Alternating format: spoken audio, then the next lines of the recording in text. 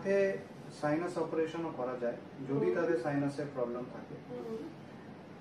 যদি সাইনোসাইটিস না থাকে রাইনোপ্লাস্টিক জন্য অপারেশনের আগে সেরকম ভাবে কোনো স্পেশাল প্রিপারেশন লাগে না। অপারেশনের পরে কিছু জিনিস স্টেপ বাই স্টেপ তো সেই রেস্ট্রিকশন গুলো হচ্ছে, একটা রাইনোপ্লাস্টিতে যেহেতু আমরা পুরো হাড়টাকে সোজা করছি, ইমিডিয়েটলি সেই জিনিসটা অতটা সলিড থাকে না বা শেপটা ফিক্স থাকে না।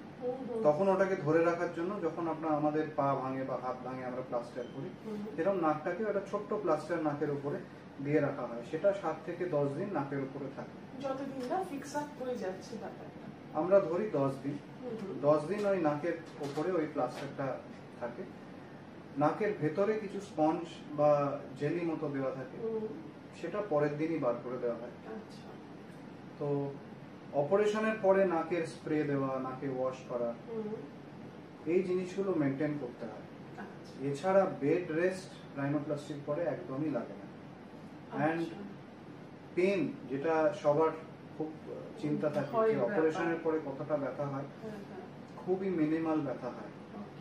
কারণ পুরো অপারেশনটায় কাটাকুটি বা মেজর স্ট্রাকচারকে মুভ করা খুবই কম হয়।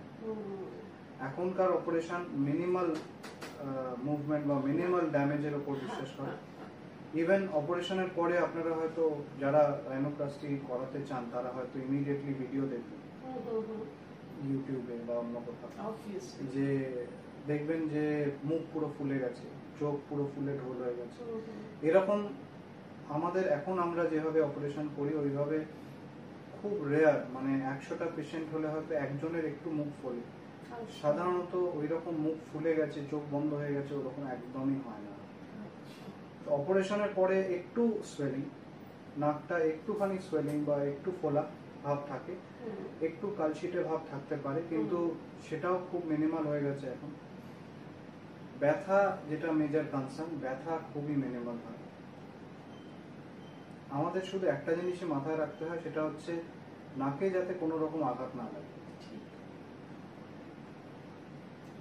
তাহলে আমি প্রশ্ন করব, আচ্ছা তাহলে আমরা মোটামুটি ধরতে পারি যে একজন পেশেন্ট যার রাইনোপ্লাস্টি হয়েছে তিনি মোটামুটি 2 সপ্তাহের মধ্যে উইদাউট ওই ব্যান্ডেজ বা এনি সাপোর্ট তিনি পুরোপুরি নর্মাল লাইফ লিড করতে পারেন। কারণ আমরা ধরুন আমার বাড়ির কারোর যদি এরকম হয়, ডেফিনেটলি আমার ওই কনসার্নটা থাকবে ওই অবস্থায় সেই মানুষটি